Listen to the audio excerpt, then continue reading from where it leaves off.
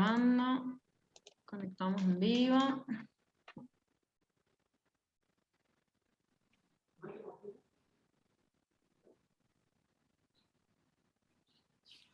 Okay.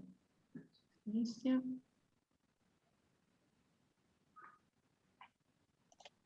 Está perfecto. Ok. Bueno, y sí, según mi reloj, ya estamos en hora. Así que damos inicio. Señoras y señores, la Cátedra de Teoría del Derecho, el profesor Alejandro Vergara, de la Facultad de Derecho de la Pontificia Universidad Católica de Chile, junto con nuestro programa de Derecho Administrativo Económico, les damos la bienvenida a este ciclo denominado Juristas, la doctrina como fuente del derecho. Este ciclo, como saben, comenzó en agosto del 2020 y continuó durante todo este año, siendo este el 28º encuentro. En cada uno de estos encuentros, especialistas provenientes de distintas universidades nacionales y extranjeras realizan una exposición según el jurista de estudio, abriendo al final la discusión entre los ponentes y luego la participación del público a través de preguntas. Hoy les damos la bienvenida a este 28º encuentro que hemos titulado Penalistas 2. Politov, Echeverry, Bustos y Corcoy. Agradecemos a los expositores, profesores, ayudantes y estudiantes presentes, y a continuación el director del ciclo, Alejandro Vergara, lo presentará. Alejandro. Muchas gracias. Buenas tardes a todos quienes nos siguen en este ciclo de juristas. Saludo especialmente a nuestros 4 profesores invitados, José Luis Guzmán, Carlos Kinse-Miller, Luis Emilio Rojas y Jaime Vera, a quienes nombro en el orden de sus exposiciones. Saludo también a nuestros ayudantes biógrafos, Josefa Silva, Joaquín Granados y Clemente Carrasco. Saludo también a las coordinadoras de este ciclo, Sabrina Fejer y Francisca Rendi. En fin, un saludo al público presente, a quienes nos siguen en este momento, y a todos aquellos que de modo igualmente remoto verán este encuentro con posterioridad. Este es nuestro segundo encuentro dedicado a juristas del derecho penal. A inicios de este año 2021, el 24 de marzo, realizamos el 15º encuentro de nuestro ciclo, dedicado a lo que denominamos el derecho penal liberal, Beccaria, Jiménez de Azúa, Novoa Monreal y Curie. Ahora revisitamos esta disciplina en este encuentro dedicado a 4 grandes juristas penalistas: Sergio Politov, Alfredo Echeverry, Juan Bustos y Mirenchu Corcoy, a cargo de 4 especialistas y profesores de Derecho Penal. Nuestros juristas penalistas a quienes dedicamos este segundo encuentro son, por una parte, 3 penalistas chilenos, más o menos contemporáneos entre ellos, y una penalista española también contemporánea.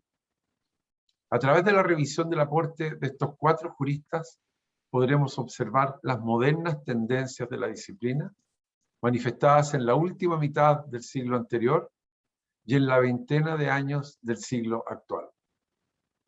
El derecho penal moderno, o liberal como se lo conoce, nació de las cenizas de la Revolución Francesa, pues en ese instante las regulaciones incorporaron nuevos valores y principios relacionados especialmente con las investigaciones penales y sobre todo con las penas. Luego se produciría una importante evolución de la disciplina al transcurrir los años, a raíz de nuevos tipos de crímenes, por ejemplo, los sucedidos en especial en la Segunda Guerra Mundial, y luego repetidos en otras guerras o experiencias dictatoriales en diversos países, a raíz de lo cual los juristas penalistas y los legisladores han debido acomodar su dogmática y sus regulaciones, e incorporando, valga la redundancia, nuevos delitos, por ejemplo, aquellos que hemos conocido desde fines de la Segunda Guerra Mundial como el genocidio, o crímenes de lesa humanidad, los cuales actualmente y de modo lamentable no pierden actualidad.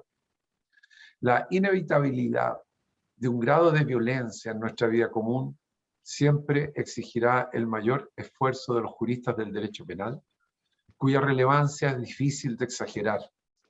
De ahí la importancia de conocer los aportes de estos 4 juristas. Contamos con 4 ponentes, todos ellos prestigiosos especialistas y profesores de la disciplina. José Luis, Carlos, Luis Emilio y Jaime, les transmito nuevamente nuestro agradecimiento. Un saludo especial a Carlos Kinsemiller, quien por segunda vez actúa como ponente en este ciclo. Los dejo con Francisca Rendig, coordinadora del encuentro. Buenas tardes, seré su moderadora. El encuentro se estructurará de la siguiente manera. Para comenzar, se presentará una biografía de cada uno de los juristas de 4 minutos. Luego, los profesores invitados presentarán sus exposiciones. Serán 4 de 15 minutos cada una. Finalmente, abriremos un espacio para el diálogo entre los profesores y luego con el público invitado. Desde ya pueden ir anotando sus preguntas en el chat. Iniciamos entonces con las biografías. En paralelo se proyectará una línea de tiempo que hemos elaborado con la ayuda de los ayudantes y que nos permitirá ver la época en que vivieron los juristas. Para comenzar entonces invito a Josefa Silva a conectarse y encender su micrófono. Josefa es ayudante de Derecho Penal en la Universidad de Valparaíso y presentará una biografía de Politov. Adelante. Muchas gracias, Francisca. Un segundo.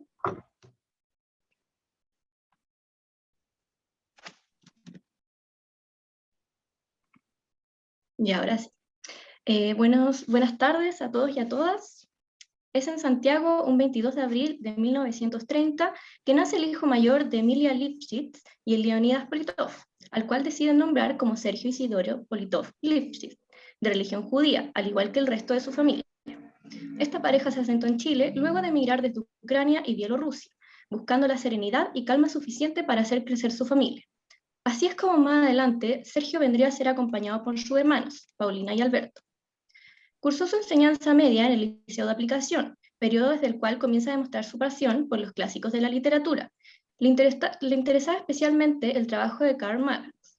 Dado este interés en política, decide participar en la Federación de Estudiantes. Tiempo después, decidió dedicarse a las ciencias jurídicas, entrando a estudiar Derecho en la Universidad de Chile, lugar en el que se convirtió en discípulo de Álvaro Bunster Briceño, por el cual fue ampliamente influenciado en las ciencias del derecho penal.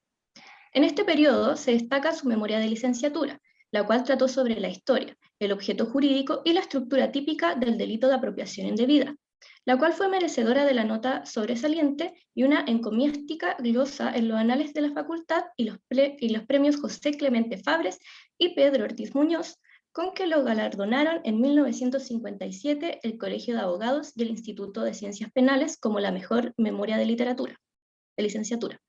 En este mismo año, al iniciar el ejercicio forense, Sergio adscribe a la cátedra de Bunster, primero como ayudante, luego como investigador y finalmente en 1963 como profesor auxiliar y de Derecho Penal profundizado en la sede de Valparaíso. Es en esos años en los que contrae matrimonio con Adriana Coján Fernández y en 1961, dotado de una beca de estudios, emprende un viaje a Roma para profundizar los conocimientos en la Escuela de Especialización en Derecho Penal y Criminología de la Universidad La Sapienza. Tras su retorno, su enfoque en los 10 años siguientes son las publicaciones del Seminario de Derecho Penal y Medicina Legal junto al Instituto de Ciencias Penales y su órgano de difusión, en los que se desempeñó como docente e investigador.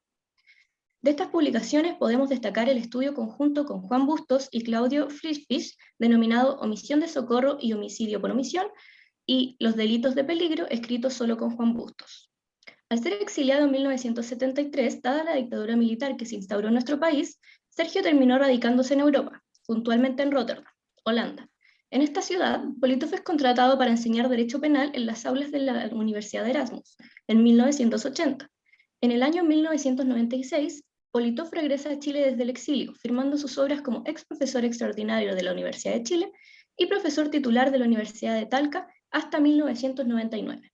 En estos años publicó numerosos artículos, capítulos de libros colectivos, un curso, 2 manuales y un comentario al Código Penal, con páginas que comprenden asuntos de política criminal, filosofía jurídico-penal, historia contemporánea del derecho y dogmática, para la que trata actuales problemas de la parte general y especial.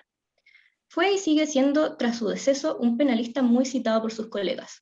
Por razones ligadas al prolongado exilio, no parece haber tenido discípulos directos en nuestro país. Sin embargo, su orientación metodológica ha influido indirectamente en criminalistas que no se formaron con él, como José Luis Guzmán Dálvora y de alguna manera también Juan Pablo Mañalich Raffo, especialmente en las conexiones del derecho penal con su trasfondo político. En el año 2009 se detiene su corazón en Rotterdam, a los 79 años de edad. Muchas gracias. Para seguir con las biografías, invito a Joaquín Granados a conectarse y encender su micrófono. Joaquín es ayudante de Teoría y Fuentes del Derecho de la Universidad Católica y presentará una biografía de Etcheverry. Adelante. Luis Alfredo Etcheverry Ortustegui nació en Concepción el 17 de diciembre de 1931. Fue hijo del matrimonio conformado por Pedro Etcheverry y Gabriela Ortustegui. Su padre era abogado generalista, pero hizo su memoria en Derecho Penal sobre las presunciones legales en el delito de incendio en 1920. El 30 de agosto de 1957, Alfredo Etcheverry contrajo matrimonio con Elena Julia Kurt Vallebona. Tienen 4 hijas. Una de ellas, María Elena, fue superintendente de ISAPRES durante el gobierno de Eduardo Frei Ruiz-Tagle, y otra, Leonor, es profesora de Derecho Civil, ha sido presidente del Colegio de Abogados y es abogada integrante de la Corte Suprema. Dentro de sus nietos se encuentran Jaime Winter, profesor de Derecho Penal en la Universidad de Chile, y el diputado Gonzalo Winter. Su educación escolar fue realizada en el Colegio Sagrados Corazones de Concepción. Tras egresar del colegio en 1948, entró a estudiar Derecho en la Universidad de Chile, obteniendo el grado de licenciado en Ciencias Jurídicas y Sociales con distinción máxima. Su tesis de licenciatura abordó el tema del concurso aparente de leyes penales. Se tituló de abogado el 21 de marzo de 1956. Realizó luego cursos de posgrado, obteniendo el grado académico de máster en Derecho Comparado en la Universidad de Columbia, Estados Unidos. Su carrera profesional ha comprendido tanto la academia como el ejercicio libre de la profesión. Inició sus labores académicas en la Facultad de Derecho de la Universidad de Chile en 1954 como ayudante y en 1957 es promovido a profesor de Derecho Penal. Allí llegaría a ser después profesor titular, el equivalente chileno al rango de profesor catedrático, impartiendo cursos de Derecho Penal y Derecho Penal Internacional en dicha casa de estudios. Además, entre 1990 y 1998, integró el Consejo Universitario de la Universidad de Chile. Se retiraría en 2014 de sus labores académicas y en 2016 se le otorgaría el grado de profesor emérito. En paralelo a su labor en la Universidad de Chile, se desempeñó como vicerrector académico de la Pontificia Universidad Católica de Chile entre 1971 y 1973. Respecto al ejercicio profesional, es socio fundador del estudio Etcheverry, hoy día Etcheverry García Abogados, y ha ejercido de abogado y consultor en materias penales de alta complejidad. Así, en 1976 representó al gobierno de Estados Unidos por el caso del crimen de Orlando Letelier, gobierno al que volvería a representar en 2019 en la solicitud de detención preventiva con fines de extradición de Carlos Cardoán. También representó al gobierno de Perú en la extradición de Alberto Fujimori. En 2017 alegó ante el Tribunal Constitucional a favor del proyecto de despenalización del aborto en 3 causales del gobierno de la expresidenta Michelle Bachelet, y en 2018 asumió la defensa de algunos ministros de la Corte Suprema en la acusación constitucional seguida en su contra, acusación que finalmente fue rechazada por el Senado.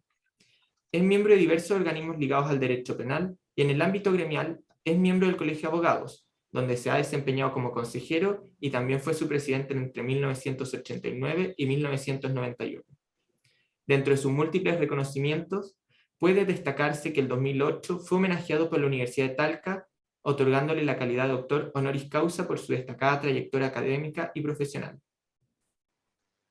Dentro de sus obras destacan los 4 tomos de su Tratado de Derecho Penal, texto considerado una guía para generaciones de estudiantes académicos y operadores de la justicia que ya cuenta con 3 ediciones. Y su obra, El Derecho Penal en la Jurisprudencia, revisión en 6 volúmenes de todas las normas del Código Penal y su tratamiento en los tribunales de justicia, que ya cuenta con 2 ediciones. Adicionalmente, ha escrito acerca de otros campos del derecho, como su monografía American Chilean Private International Law en 1960. El profesor Etcheverry ha citado al fallecido profesor Álvaro Bunster como su maestro formador en el derecho penal y ha recordado con gran aprecio a José Rafael Echeverría como el profesor que lo marcó en el campo de filosofía del derecho. Son innumerables las generaciones de juristas y abogados que al cabo de tantos años de fructífera labor han sido formados por su persona. En verdad, no solo en lo que específicamente concierne en el ámbito penal, sino que generosamente los ha hecho partícipes de sus enseñanzas, oficio y aguzado criterio.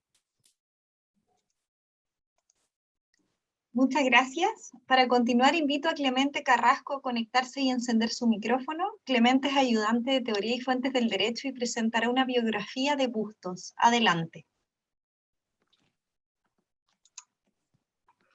Juan José Bustos Ramírez nació el 8 de diciembre de 1935 en Santiago de Chile. Pasó su infancia en el sector de Plaza Yungay, siendo criado por su madre, Dorila Ramírez Aristi, y su padrastro Manuel Zaragoza, dada la ausencia de su padre, Juan Bustos. En 1933 se casaría con Eliana Fuentes. Posteriormente se separarían y en 1947 se casaría con Claudia Chaimovich, abogada integrante de la Corte de Apelaciones de Santiago y con quien tendría 7 hijos. Realizó sus estudios secundarios en el Instituto Nacional de Santiago entre 1949 y 1954. Luego ingresaría a la Facultad de Derecho de la Universidad de Chile, siendo ayudante de diferentes cátedras. Se licenciaría en Ciencias Jurídicas y Sociales y juraría como abogado en 1959. En 1960 viaja a Europa para doctorarse en Derecho en las universidades Complutense de Madrid y en la Universidad de Bonn. Bustos tuvo una extensa trayectoria profesional como académico y político. En 1955 ingresa al Partido Socialista de Chile, en el cual ocuparía los cargos de secretario político de la primera comuna de Santiago, secretario regional centro, miembro del Comité Central, miembro de la Comisión Política y vicepresidente nacional. También sería asesor jurídico del Ministerio del Interior en el gobierno de Salvador Allende. En lo académico, Juan Bustos sería profesor de Derecho Penal y director del Departamento de Ciencias Penales y Criminológicas de la Universidad de Chile. En 1973 sería exiliado tras el golpe de Estado. En el extranjero continuaría su labor académica en la Universidad Central de Tegucigalpa y en las universidades de Buenos Aires y de Belgrano en Argentina, país en el que sería arrestado en 1975 por la Operación Cóndor. Luego de estar 6 meses en prisión, viaja a Europa para ser profesor en la Universidad de Bonn de Alemania y en la parte final de su exilio en las Universidades Autónoma de Barcelona y de La Laguna en España. Volvería a Chile en 1989 y pasaría a ser profesor en la Universidad de Chile y más tarde en las Universidades Diego Portales, Andrés Bello y de Valparaíso. En los 90 sería también miembro del Consejo Nacional de Televisión, director del doctorado de Derecho y Economía de la Universidad SEC y abogado integrante de la Corte de Apelaciones de San Miguel. En 1997 sería electo diputado por el Distrito 12, siendo reelecto en 2 ocasiones, y en 2008 asumiría la presidencia de la Cámara de Diputados, cargo que ejerció hasta su muerte. En lo espiritual, Juan Bustos sería practicante de la religión católica. Respecto a su visión filosófica de la sociedad, creía en el socialismo democrático, con respeto a la dignidad personal y los derechos humanos. Bustos recibiría influencia de numerosos académicos y juristas, como Álvaro Bunster, Juan Córdoba Roda y Hans Wetzel, su principal maestro en Derecho Penal, que quizás fue el penalista más relevante de esa época. También se relacionaría con otros académicos como Sergio Politov, Francisco Grisolia, Eugenio Zaffaroni y Hilde Kaufmann, y sería maestro de juristas como Alejandro Slokar, Jean-Pierre Matus y Hernán Ormazábal. Juan José Bustos falleció el 7 de agosto de 2008. A su muerte, el Estado de Chile decretaría luto nacional y celebraría un funeral de Estado en su honor. Sus principales obras fueron Manual de Derecho Penal Español, parte general, Manual de Derecho Penal, parte especial, Lecciones de Derecho Penal y Nuevo Sistema de Derecho Penal.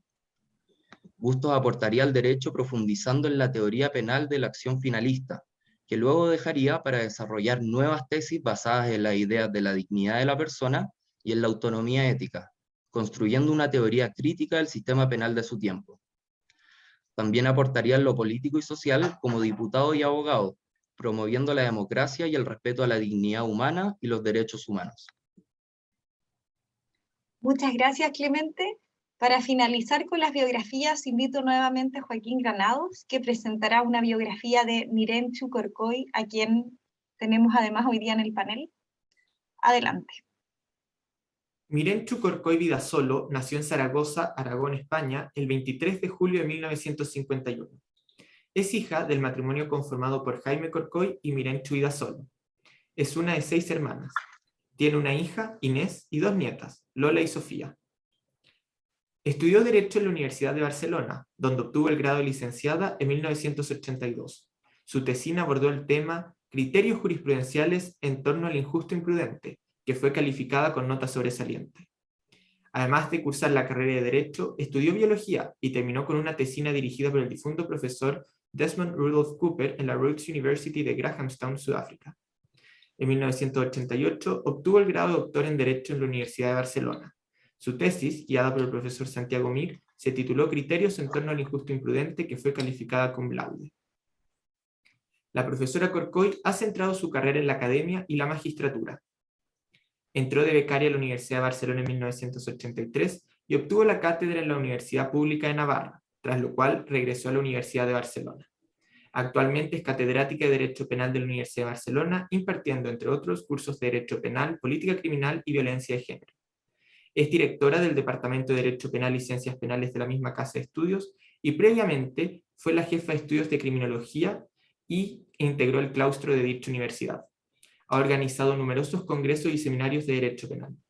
Durante 10 años ha ejercido como magistrada suplente en la Audiencia Provincial de Barcelona y es miembro del Observatorio de Bioética y Derecho.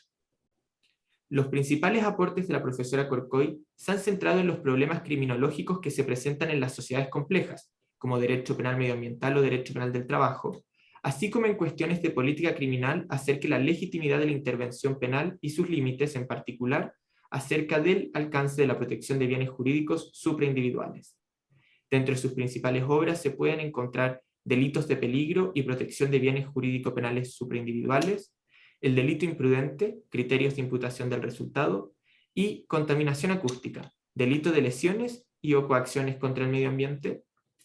Aunque no fue discípula del profesor Santiago Mir Puig durante sus estudios de pregrado en la Universidad de Barcelona, debido a que en esa época este profesor era docente en la Universidad Autónoma de Barcelona, quedó fuertemente impactada por sus libros Introducción a las bases del derecho penal y Función de la pena y teoría del delito en el Estado social y democrático de derecho, cambiando su perspectiva del derecho penal.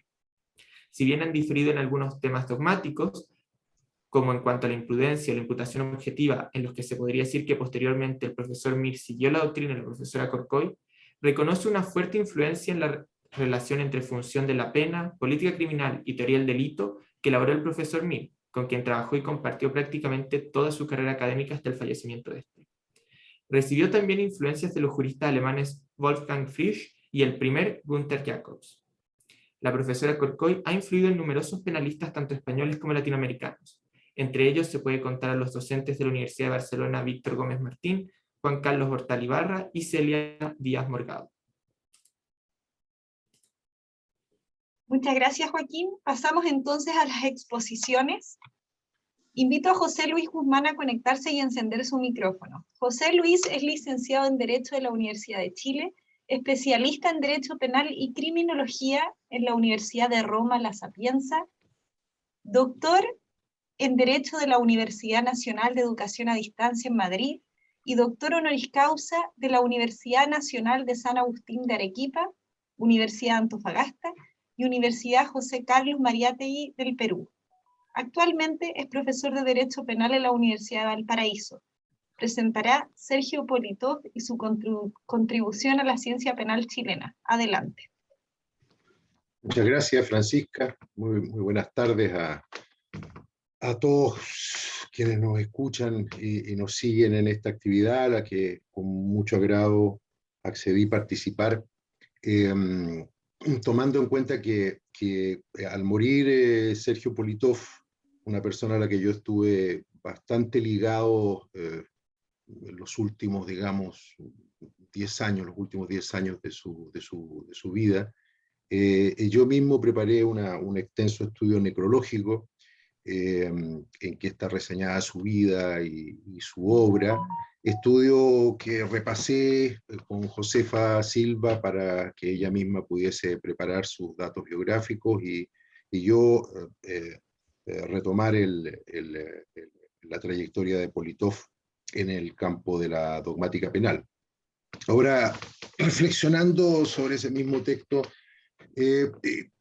y para no repetir conceptos que entonces vertí, quisiera fijarme en digamos, las coordenadas metodológicas de su pensamiento, metodología jurídica que naturalmente descansa en su concepto, digamos, ¿no?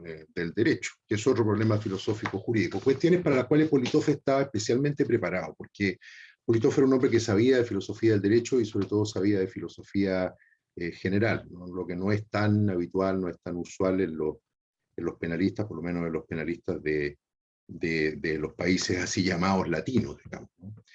Y voy a comenzar por su metodología, porque la metodología de Politov atraviesa de parte a parte, digamos, su obra y cada una de sus creaciones, tanto las que escribió él solo como las que escribió con compañeros y colegas chilenos y holandeses, y que se forma digamos, constituye un mosaico bastante rico, digamos, ¿no? Y no muy sencillo de articular, porque él es el discípulo, digamos, por excelencia, y al mismo tiempo se aparta del maestro de Álvaro Bunster.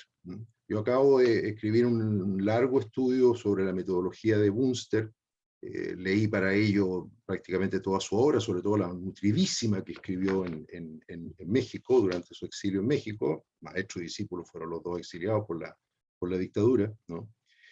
Y de Bunster, claro, de Bunster él toma la pulcritud dogmática, digamos, que era propia de la escuela técnico-jurídica en que Bunster se formó. Y también, probablemente por iniciativa de Bunster, Politov va a estudiar a Italia, donde entonces enseñaba, o acababa de terminar de enseñar ya, sí, no, él ya no llega en la época de Grispini, llega en la época de Tulio de Lobo, ¿no? Que era otro autor que estaba, digamos, de un modo u otro ligado al tecnicismo jurídico. Pero mientras Bunster se mantuvo adherido, digamos, a esas líneas metodológicas de la escuela técnico-jurídica, Politov las va a enriquecer y va digamos, a zafarse, por decirlo así, de una trampa que tiene el tecnicismo jurídico, que es su formalismo, ¿no? Y se va a orientar más hacia concepciones que pudiéramos llamar finalistas, no en el sentido de la teoría finalista del delito, no, sino que de atención a los fines a los que responden las normas jurídicas y no solamente a su forma, digamos, a su aparato formal y la estructura lógico-abstracta de los conceptos, en fin, eso es típico del formalismo jurídico y del conceptualismo y de la escuela técnico-jurídica en particular, durante esos años en Italia, por un lado, y por otro lado en los años en que estudia en Alemania. En ese momento fueron claves tanto las lecturas generales de filosofía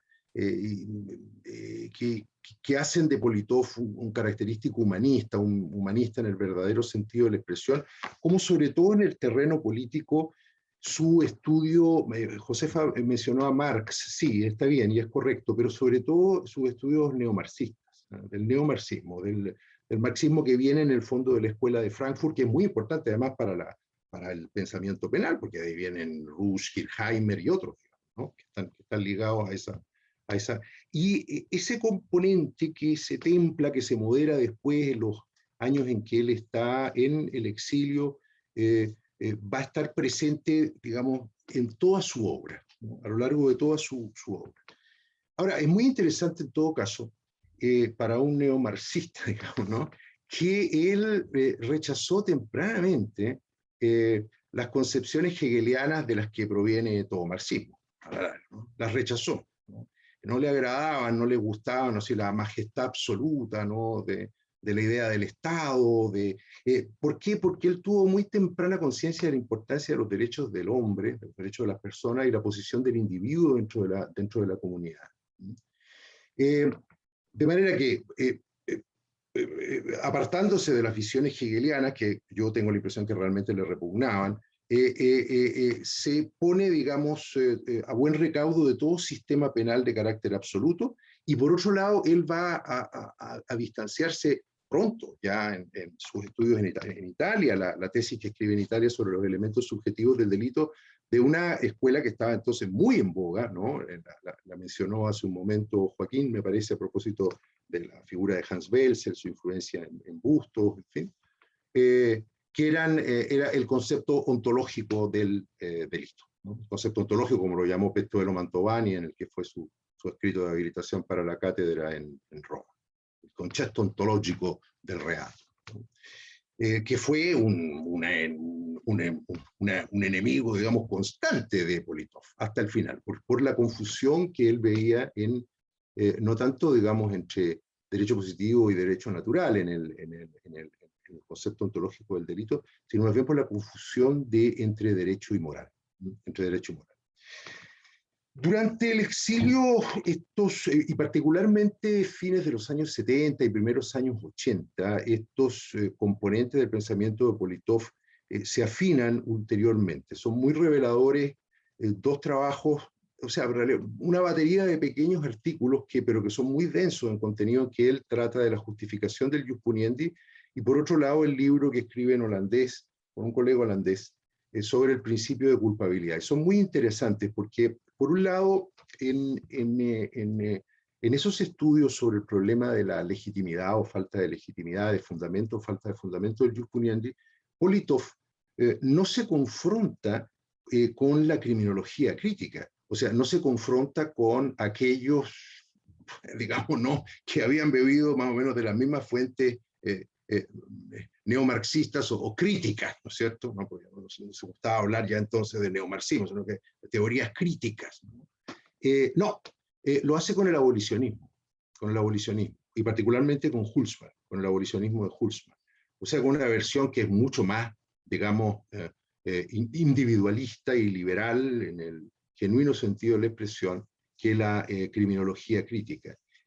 Acoge, traduce a Hülsmann al castellano, lo comenta, en fin, y sostiene allí que la legitimación del jus puniendi efectivamente es dudosa. En el fondo reposa nada más que en la necesidad de precaver dentro de la comunidad las reacciones vindicativas, un punto en el que él se hallaría, digamos, en concordancia con el pensamiento de otros autores muy importantes que vendrán después, como Luigi Ferraioli en Italia, y en un cierto sentido también Eugenio Raúl Zaffaroni en la Argentina. Pero eso sí, no acepta, digamos, esa retirada plena, completa del derecho penal dentro de las relaciones sociales, porque ve en ello un peligro, sobre todo un peligro para los más débiles, para las personas más carentes, digamos, de protección frente a la prepotencia, a la violencia de los demás o del propio Estado. Y el libro sobre el principio de culpabilidad, que es una investigación muy completa, digamos, ¿no? Se caracteriza por esa visión que ya estaba insinuada a fines de los años 60, pero que aquí, como digo, se fortalece, de que el juicio, y que es muy anticipada para lo que sería después la crisis de la concepción normativa de la culpabilidad en la propia Alemania y en nuestro medio, digamos, en el medio iberoamericano, está caracterizada por una franca, digamos, crítica de toda visión de superioridad del Estado que formula el juicio de reproche respecto del condenado. De superioridad moral, desde luego, pero también de superioridad jurídica y política. El Politov del principio de culpabilidad nos plantea efectivamente al penalista, al buen penalista, como un penalista que debe tener eso que Radbruch llamaba, ¿no?, la schlechte Gewissen, ¿no?, o sea, la mala conciencia.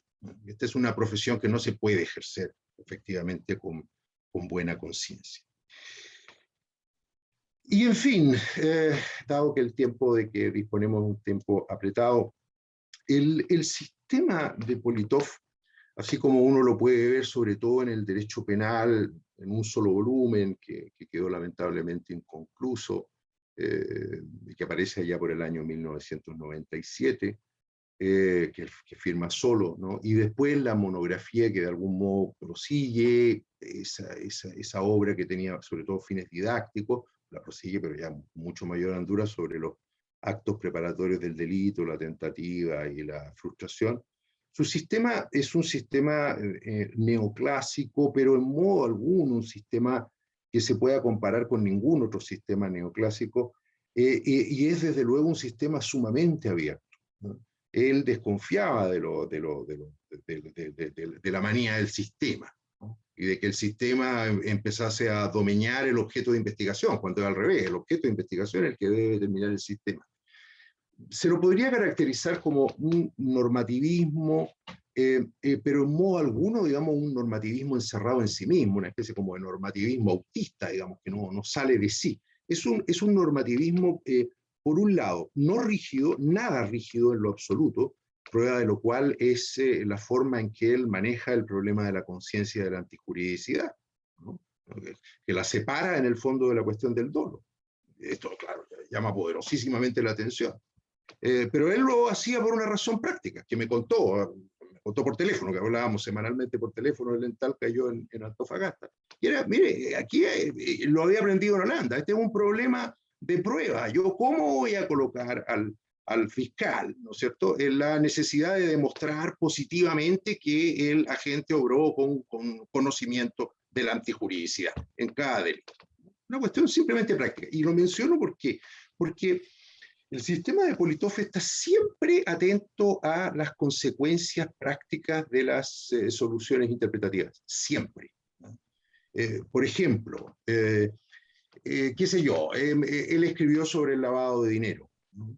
En ese entonces el lavado de dinero estaba tipificado en la legislación sobre estupefacientes. Allí no se había previsto en absoluto la posibilidad absolutamente real, ¿no?, completamente real, de que sea un próximo pariente el que haya contribuido a la maniobra de blanqueamiento de los capitales con alguna cooperación. No sé, llevó el dinero que provenía del lavado para pagar al abogado del lavador, digámoslo así.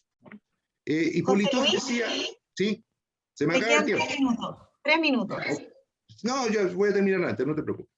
Y él lo que decía es, mire usted, una cuestión muy interesante. Aquí hay que aplicar analógicamente el artículo 17, inciso final, del Código Penal. Solución, así, y derechamente, no hablando en abstracto de la analogía in bonam partem, que para ser, digamos, preciso, no es muy compatible con la visión neoclásica de la teoría del delito y tampoco es muy compatible con las concepciones bipartitas que están volviendo hoy elemento objetivo, elemento subjetivo en el delito en la dogmática penal. Y por otro lado, aquello en lo que Politov tiene mucho para enseñar a nosotros es que este es un sistema muy atento a los condicionamientos políticos del derecho penal en general y de cada disposición jurídico-penal en particular, porque efectivamente no son gratuitas. Nosotros vamos a tener, así lo esperamos todos, ¿no es cierto?, una nueva constitución. En esa nueva constitución van a estar fijadas ciertas básicas líneas maestras del derecho penal. Pues bien, esas líneas básicas tienen un trasfondo político y no hay que ocultarlo. Y en el derecho penal también, ¿no? Él solía repetir una frase de Georgi Lukács, que está escrita en el libro La destrucción de la razón, ¿no?, de que no hay ninguna, digamos, doctrina o que no tenga por detrás, digamos, ¿no es cierto?, una cierta ideología. Las hay, y también, desde luego, en el pensamiento penal. Lo honesto, lo científico es, en esto creo yo, mostrarlas, ¿no? Decir, mire, si estas son mis coordenadas políticas, a partir de esta manera yo enfoco las cosas. En fin. El tiempo se nos fue. Sería muy interesante detenerse en las aportaciones de Politov a la parte especial, ¿eh?, que lamentablemente nos quedaron inconclusas con el libro que escribió junto con Grisolía y Busto. En un cierto sentido, él, después del libro de Alfredo Echeverri, del que nos va a hablar don Carlos Kiesemüller después, verdaderamente inaugura el tratamiento científico de la parte especial en nuestro país, que está todavía pendiente de ser ultimado, digamos, ¿no? de ser desarrollado así, de la manera tan rigurosa, en fin, como casi técnico-jurídica allí, ¿no? Con que Politoff lo desarrolló. Francisca, no me extiendo más. Yo había avisado a los organizadores que por una cuestión de programación voy a tener que retirarme después de que exponga don Carlos Kinsemiller con las excusas del caso, pero tengo una clase que no pude cambiar, ni suspender, ni encontrar a quien me sustituyese, pero a quienes tengan preguntas, comentarios del público, por favor tú les entregas mi correo electrónico que yo les contesto a través del correo. Muchas gracias. Muchas gracias, profesor. Para continuar, invito al profesor Carlos Kinsemiller a conectarse y encender su micrófono. Carlos es licenciado en Derecho de la Universidad de Chile. Actualmente es profesor de Derecho Penal de la Universidad Andrés Bello, San Sebastián, Universidad Central y Universidad de Chile. Es autor de Culpabilidad y Pena, que tiene 2 ediciones, El Derecho Penal Liberal, los Principios Cardinales, Las Circunstancias Atenuantes de la Responsabilidad Penal en el Código Chileno, y las circunstancias agravantes de la responsabilidad penal en el Código Chileno. Presentará Alfredo Echeverry, abogado, penalista y maestro indiscutido. Adelante.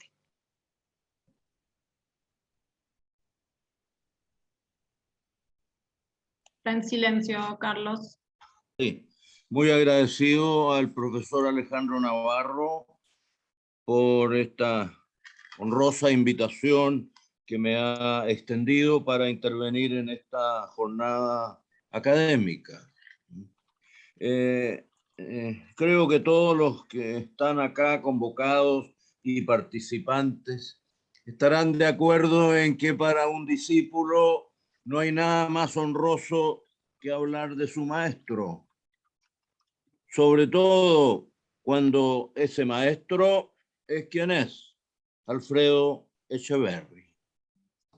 El tiempo que tenemos disponible no alcanza para dar cuenta ni de una mínima parte de las diversas y trascendentales formas en que el maestro ha influido no solo en el derecho penal chileno, sino en el pensamiento jurídico en general. Si les preguntáramos a numerosos juristas extranjeros, no cabe duda que desearían estar aquí, contribuyendo a este homenaje a un verdadero maestro. El derecho penal como teoría y como práctica es el título del libro escrito por 37 académicos chilenos y extranjeros para rendir homenaje a don Alfredo en el año 2015, convocados por la Facultad de Derecho de la Universidad de Chile. Doy comienzo a esta intervención repitiendo las mismas palabras pronunciadas con motivo del homenaje rendido a mi maestro en el año 2015, con motivo de haber cumplido más de 50 años de actividad docente en su alma mater y gozar de reconocido prestigio nacional e internacional. Comillas, para quien acompañó al profesor Echeverry durante un largo periodo de su brillante trayectoria académica, aprendiendo del ejemplo de su vida, no solo de maestro, sino de compañero, constituye un gran honor intervenir en este solemne acto de reconocimiento organizado por la Facultad de Derecho de la Universidad de Chile, en homenaje a uno de sus profesores más destacados, que ha enterado más de 50 años de actividad académica y goza de reconocido prestigio nacional e internacional. Cierre de comillas. Un distinguido colega joven, penalista de la Universidad Católica, que actualmente nos convoca, ¿no?, y nos cobija en esta solemne ceremonia, don Cristóbal Izquierdo expresa en su valiosa obra estafas por omisión, expresa lo siguiente. Sorprende, dice, la enorme influencia de un autor chileno, Alfredo Echeverri, a nivel doctrinal y jurisprudencial. Sus opiniones, ciertamente respetables, son reproducidas en fallos jurisprudenciales como si se tratara de la misma ley penal. Y cita el colega una sentencia que adhiere a la opinión del maestro. Lo que sorprende al colega, de seguro por su larga permanencia en España, donde obtuvo el doctorado, Cristóbal, ¿no? Ni más ni menos que con Jesús María Silva Sánchez, lo que a él lo sorprende o sorprendió, no sorprende en nuestro país a nadie que sea estudiante de derecho penal, abogado litigante, académico o magistrado. Todos estarán de acuerdo en que prácticamente no hay libro, artículo o sentencia en materia penal que no contenga alguna cita de las muchas obras del profesor Echeverri, de todos y todas conocidas y de aplicación prácticamente diaria. Una de estas obras es destacada por el profesor Héctor Hernández en su contribución al libro Homenaje a don Alfredo. Dice don Héctor Hernández, el derecho penal en la jurisprudencia es cualquier cosa menos que una simple recopilación razonada de jurisprudencia. En verdad es una obra maestra de síntesis e hilación jurisprudencial, monumental y prístina a la vez, una brillante exposición del conjunto del derecho penal chileno, un texto fundamental e ineludible para aprender derecho penal en Chile. Y agrega, un diálogo casi amoroso entre la dogmática penal y el material forense de la mano de un mediador virtuoso. En 1969, año de la publicación del libro El Derecho Penal en la Jurisprudencia, Enrique Curi lo elogió en su comentario publicado en la revista de Ciencias Penales. Esta magnífica y monumental obra, obra maestra, en palabras de Héctor Hernández, escrita en ese momento por quien era un jurista joven aún, nos recuerda el magnífico pensamiento de Stambler. Stambler nos dijo hace muchos años, es conveniente, muy conveniente, que los teóricos palpen de vez en cuando el polvo de los expedientes judiciales. Pero también es aconsejable que los que practican el derecho aspiren de vez en cuando el polvo de las bibliotecas. Es decir, la simbiosis, la unión de teoría y práctica indispensable para una visión conjunta del derecho penal. Nuestro homenajeado no solo se ha dedicado a enseñar y difundir el derecho penal entregando a incontables generaciones de abogados sus conceptos e interpretaciones. Ha estado permanentemente preocupado, tanto en el ámbito interno como internacional, de los movimientos de reforma y de las iniciativas para reemplazar nuestro ya muy antiguo, pero muy digno y liberal Código Penal. Su preocupación por la política criminal y el futuro del derecho penal en nuestro país se ve magníficamente retratada no solo en su participación en el proyecto de Código Penal Tipo para Latinoamérica y en su presidencia del Foro Penal, sino también y muy recientemente en el proyecto de Código Penal para Chile, que redactó por sí solo y que fue publicado en 2016, y en cuya introducción se dice: el proyecto que presentamos no pretende apartarse radicalmente del pensamiento liberal, humanizador y garantista que inspira nuestro código vigente, sino perfeccionarlo para que se adapte mejor a las modernas condiciones sociales y supere algunas deficiencias técnicas que la doctrina ha ido advirtiendo y la jurisprudencia encarando con mayor o menor fortuna. A los casi 150 años de vigencia del texto, el maestro procura mantener los principios cardinales de que hablaba el profesor Manuel de Ribacova, propios del derecho penal liberal, emanado de la Ilustración, proclamado por Beccaria en su pequeño gran libro de 1764 y perfeccionado en el siglo XX por grandes arquitectos del derecho penal. La vida académica de don Alfredo ha sido pródiga en distinciones.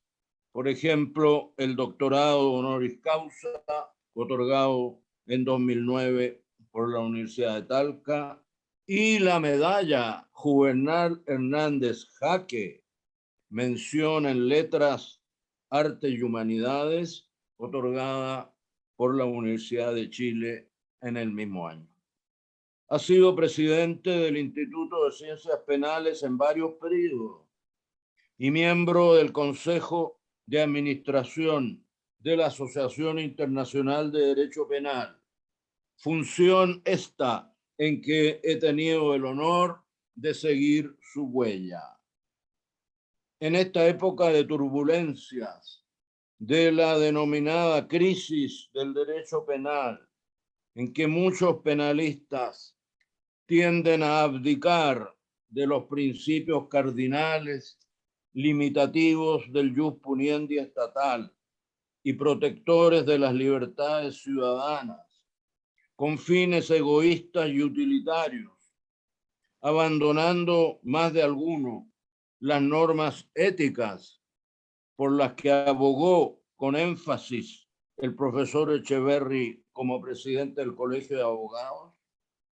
Cabe repetir la observación de Sebastián Soler, uno de los grandes del derecho penal argentino, contenida en el prólogo a la primera edición del Derecho Penal del Maestro, publicada en 1964.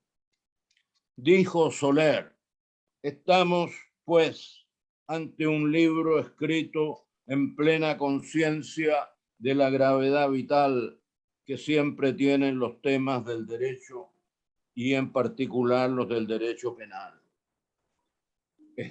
Está escrito por el intelectual agudo y atento y por el jurisconsulto prudente, que viven juntos y en paz en el alma de Alfredo Echeverry. Tal parece que Sebastián Soler estuviera aquí participando hoy día de este homenaje y elogiando la obra y la persona del profesor Echeverry con las mismas bellas palabras de hace casi 60 años. Palabras que obviamente yo no podría jamás superar. Finalizo con la misma despedida con que finalicé mi homenaje del año 2015 al maestro, con cariño, con mucho cariño. Muchas gracias. Muchas gracias, Carlos. Despido entonces también a José Luis, que se tenía que ir ahora. Para continuar, invito al profesor Luis Emilio Rojas a conectarse y encender su micrófono. Luis Emilio es licenciado en Derecho de la Universidad de Chile y doctor en Derecho de la Universidad de Freiburg en Alemania. Actualmente es profesor de Derecho Penal en la Universidad Alberto Hurtado. Presentará Finalismo y Teoría Crítica del Derecho Penal en la obra de Juan Bustos. Adelante. Muchas gracias, Francisca, por la invitación a participar en este ciclo de grandes juristas. Me toca efectivamente referirme a la obra de Juan Bustos Ramírez, en la cual yo distingo claramente dos épocas, ¿no? Dos fases. Una época finalista, que se extiende entre principios de la década del 60 hasta el 11 de septiembre, diría, de 1973, de la época del golpe de Estado, y una segunda época que yo llamaría del desarrollo de una teoría crítica del derecho penal. Voy entonces por orden. La primera época diría que tiene su punto de partida en la memoria de grado que Bustos dedica a la cuestión del concurso ideal de delito, para la cual necesita abordar desde luego los conceptos de hecho, de acción y delito, puesto que partía en dicha tesis de una prioridad lógica de la teoría del delito para los efectos de delimitar el supuesto del concurso ideal de delito. Y ahí cito un pasaje de dicha memoria. Define Bustos la acción de la siguiente manera. Dice: en la acción hay todo un proceso subjetivo que se expresa en el desarrollo voluntario de la acción desde sus preparativos hasta su agotamiento. El hombre aplica toda su actividad cognoscitiva, relacionadora, deductiva e inductiva. Se enfrenta a problemas y los resuelve, elige medios, circunstancias y sobre todo se decide. Luego desarrolla una serie de elementos subjetivos que plasman la acción. Un par de años después, cuando ya se encontraba defendiendo su tesis doctoral en Madrid, escrita efectivamente bajo la guía de Juan del Rosal, Bustos parte de la premisa sistemática, por lo más tradicional en la época, de que el delito se encuentra anclado en la acción. Y ahí dice, en un artículo publicado en el Anuario de Derecho Penal y Ciencias Penales de 1962, el delito es acción, es decir, realidad psicofísica, unidad indestructible del aspecto subjetivo y objetivo.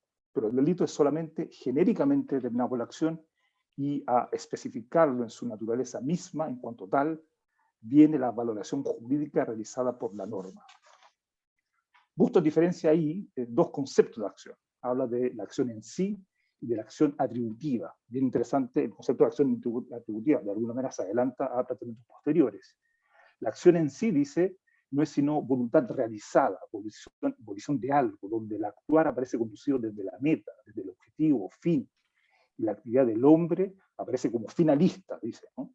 Es decir, como intencional. Intención no es otra cosa que ordenación al fin. Y la acción atributiva la explica en base a la relación entre el sujeto y el objeto o la simple manifestación de la voluntad. Se trata, dice, de una relación de atribuibilidad, ¿no? Bien interesante esa relación como de imputación entre el hecho y el sujeto.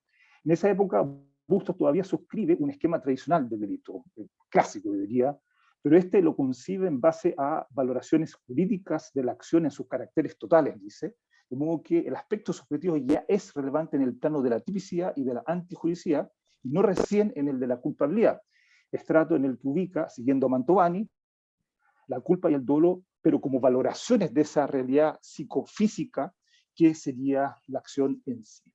4 años después, Bustos concluye su tesis doctoral, ahí aparece la disertación, que así se llama ya, en Bonn, bajo la guía de nada menos que Hans Welzel, y el segundo informante de dicha tesis doctoral fue el principal discípulo de Welzel, que fue Armin Kaufmann.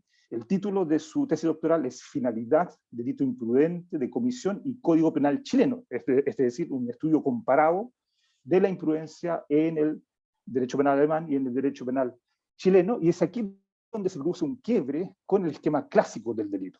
La crítica básica a dicha teoría radica en que ella concibe la acción típica como un mero acontecimiento externo, donde el contenido de la voluntad no tiene espacio. Los conceptos jurídicos se fundan en una valoración separada de la realidad de modo que el legislador puede darle el contenido que quiera. Este se encuentra desvinculado, es un señor absoluto, dice Bustos en su tesis. Pero si el derecho pretende dirigirse al hombre, no puede prohibir ni ordenar procesos causales, sino que solo acciones, y la acción es final, en tanto que expresión de la actividad humana. Por ende, el legislador y su norma deben reconocer la estructura ontológica de la acción. Y es ahí donde topa el legislador con límites a su poder. Dice, cuando relaciona sus normas con la acción, las normas del legislador, entonces se encuentra vinculado por la estructura de esta. Bien puede él prohibir cualquier acción, pero solo puede prohibir u ordenar acciones. Presupone su estructura y no la puede cambiar arbitrariamente. En ese momento entonces recién adscribe a la concepción sistemática del finalismo, según la cual la imprudencia y el dolo no son formas de la culpabilidad, sino que elementos del injusto, presupuesto de la culpabilidad. Asimismo, el injusto no se funda en el resultado, sino en la acción, de modo que aquel solo cumple una función limitadora. En la misma época, esto es la segunda parte de la década de 60, cuando ya regresa a Chile, es conocida también la traducción que hizo con Sergio Yáñez del Manual de Derecho Penal Alemán de Hans Welsen, y es en esa época en la cual se publica, y que se extiende hasta su participación mencionada por Clemente en el gobierno de la Unidad Popular, hasta la época del golpe de Estado, donde yo diría que está de alguna manera el origen de su segunda época, la época crítica. Dicha inflexión, entonces, entre las dos épocas, no puede entonces explicarse sin considerar la experiencia vital de Bustos después del 11 de septiembre de 1973.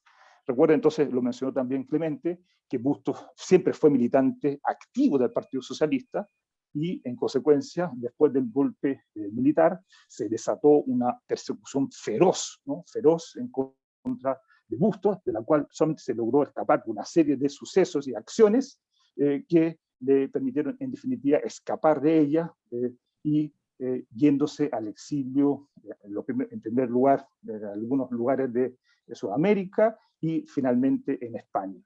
Esa experiencia vital no podía quedar sin consecuencias en el plano de su visión teórica del derecho penal. En particular, su concepción de la dogmática no podía quedar intacta. En este sentido, Bustos recurre a los planteamientos de la criminología crítica para desenmascarar las funciones reales que cumplen la dogmática y el derecho penal, según explica en un libro colectivo sobre el pensamiento criminológico, publicado con Roberto Bergali y Teresa Miralles a principios de la década del 80. La criminología positivista toma al delincuente como objeto de estudio, trata de explicar sus causas, las causas del delito. Por otro lado, la criminología de orientación funcionalista explica el delito a partir del concepto de desviación, de una acción que contradice la norma social, pero dice Bustos, ambas orientaciones teóricas dejan fuera de su objeto de estudio a los mecanismos de control social. Cito, con ello en realidad se encubre el hecho de que la desviación surge mediante un proceso de asignación que tiene su origen en los aparatos de control, y en tal sentido, de modo primordial, en el estatal, en tanto que órgano de control máximo. Cuando el Estado determina el catálogo de bienes jurídicos, está al mismo tiempo fijando las conductas criminales. Es decir, el delincuente y el delito no se encuentran simplemente dados y se convierten en objeto de estudio, sino que surge de un proceso de interacción con los aparatos de control social y estatal que los definen como tales. En ese sentido, la criminología crítica convierte en objeto de estudio el mecanismo efectivo, el funcionamiento efectivo de los sistemas de control social, recurriendo a nivel metodológico a los aportes del interaccionismo simbólico y de la fenomenología sociológica. Pero con ello, entonces, precisamente amplía el objeto de estudio la criminología, y en esa medida, entonces, la dogmática, dice Bustos, pierde su carácter apolítico y neutral, pretendido entonces antes. Dice, la dogmática penal no solo determina las características del delito, sino que al mismo tiempo pretende definirlo, y toda definición implica que se tiene poder para hacerlo. La pretensión apolítica y objetiva de la dogmática carece de fundamentación, dice. Es la propia dogmática la que confirma el carácter político del delito y con ello del delincuente y de toda reforma legislativa. La criminología crítica, entonces, le permite desenmascarar dichas funciones que cumple la dogmática al identificarse, dice, el derecho penal con la dogmática, esto es, con su forma, se esconde el dato de que el derecho penal es expresión concreta del poder político, pues es un subsistema de control. Dice, criminología crítica implica derecho penal crítico y política criminal crítica. Esto es llevar el sistema hasta sus límites para someterlo a constante revisión. Ahí aparecen las dos obras fundamentales, creo yo, que dan origen a una concepción completamente nueva del derecho penal, que son, por un lado, las bases críticas de un nuevo derecho penal, que es una recolección de varios artículos sobre diversos temas, pero en particular su manual de derecho penal. Parte general, ahí aparece la tercera edición, que es la que yo usé en mi época de estudiantes como alumno de su curso. Sobre dichas bases críticas, entonces, Bustos, como dije, reformula completamente la teoría del delito y de la pena. Esto les propone una auténtica teoría crítica del derecho penal. La teoría del delito, a su vez, la descompone en una teoría del injusto, que se funda en la categoría del bien jurídico, y en una teoría del sujeto responsable, que surge como una reformulación crítica de la culpabilidad, entendida como responsabilidad a la Roxin. Así, Bustos parte por ofrecer un concepto propio de bien jurídico. Bien jurídico es una síntesis normativa determinada de una relación social concreta y dialéctica, dice el concepto propio. Y otorga entonces el fundamento a la categoría de la tipicidad y también de la antijuricidad. Pero la categoría de la tipicidad también la reformula, en términos tales de que el tipo no describe meramente un hecho o una acción, sino que una situación en la cual se produce una interacción entre un sujeto y el otro. De esta manera, Bustos se aparta entonces de la concepción finalista del tipo y recoge un dato elemental de la sociología en orden a que la acción del sujeto siempre se realiza en una situación que dota de significado a la interacción social entre un sujeto y otro. La estructura del tipo y de la norma, entonces, no es meramente bilateral entre autor y víctima, sino que es, según él, triádica, en el sentido de que se trata de una interacción social entre un sujeto y el otro, pero que se encuentra, dicha interacción, desvalorada por el Estado. La antijuricidad, por su lado, se funda en el desvalor de resultado. Este, a su vez, puede consistir en la lesión a un bien jurídico o la puesta en peligro a un bien jurídico, y dicha exigencia del desvalor de resultados surge entonces de la aplicación del principio de lesividad y del contenido material del concepto de bien jurídico. Pero el desvalor de resultados, además, en su teoría, en su obra, dota de contenido positivo a dicha categoría que hasta entonces solamente, y diría yo todavía se concibe de manera puramente negativa, en el sentido de que la antijuricidad concurre en la medida en que no concurre ninguna causa de justificación. La reformulación crítica de la teoría de la culpabilidad se basa en la superación de la criminología positivista, que observa, como dije, al delincuente de manera aislada e indaga en las causas del delito, y en cambio se nutre de los aportes de la criminología crítica, que estudia los procesos, en particular, de criminalización secundaria, esto es, de interacción entre el sujeto y el sistema penal, en virtud del cual este lo define como delincuente, lo etiqueta como tal. Por eso dice Bustos en el manual, falso es que la norma describa algo. Lo que hace es imputar o asignar. La norma surge de alguien, de una estructura de poder, que no describe, sino que tiene por función imputar. Designa delito y delincuente. El punto de partida entonces de su reformulación de la culpabilidad no es el individuo, sino que el hombre en sociedad. Dice, el hombre no es entonces un simple sujeto de la relación social, sino además actor. Luego desarrolla en ella un papel que es dado tanto por la relación social misma como por la sociedad toda, pero en la que interviene además con todas sus potencialidades. En la medida en que el hombre es un actor dentro del proceso social, es que el hombre puede responder de su actuación, por su papel, por lo realizado. Solo así el hombre tiene capacidad de respuesta. Dice, culpabilidad es responsabilidad. En definitiva, el sistema penal solo puede exigirle al sujeto según su capacidad de respuesta, de la cual la sociedad toda es también responsable o corresponsable. Luego, responsabilidad implica exigibilidad, esto es, se trata de qué es lo que puede exigir el sistema de una persona frente a una situación concreta. La teoría crítica del derecho penal formulada por Bustos en realidad abre, pero cierra también, con una teoría de la pena. Bustos distingue dos niveles en la conceptualización de la pena, el de las funciones que cumple y el de la finalidad de su imposición a un sujeto. Históricamente, dice Bustos, la pena no es sino autoconstatación ideológica, simbólica del Estado. No es pues neutral, como no es neutral el Estado. Mediante la pena, el Estado demuestra su existencia frente a todos los ciudadanos, señala que el sistema por él elegido sigue vigente.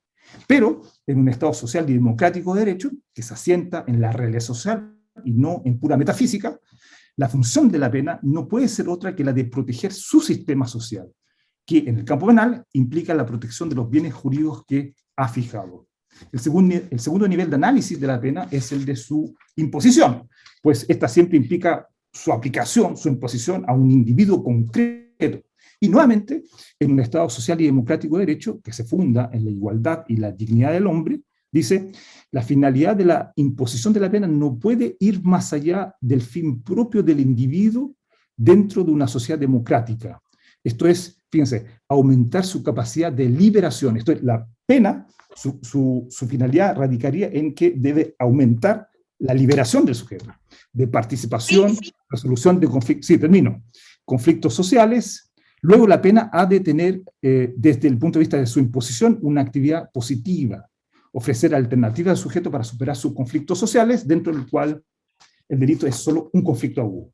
Termino entonces con esta breve referencia. Para lograr esa finalidad, el derecho penal debe convertirse, fíjense, en un derecho de alternativas. Debe dejar de ser derecho penal, ¿no? Y debe tender a ser un derecho de alternativas, pues ya al intervenir señala cuál es la opción o alternativa que no se acepta por el sistema.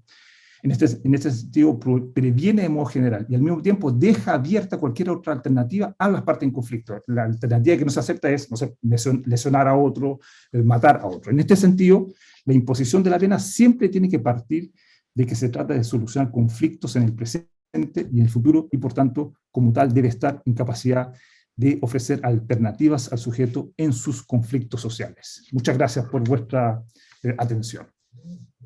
Gracias, profesor. Para finalizar con las ponencias, invito al profesor Jaime Vera a conectarse y encender su micrófono. Ay, primero Jaime. le pedimos al profesor, perdón, Fran, que deje de compartir la PPT, por favor. Sí. Gracias, gracias.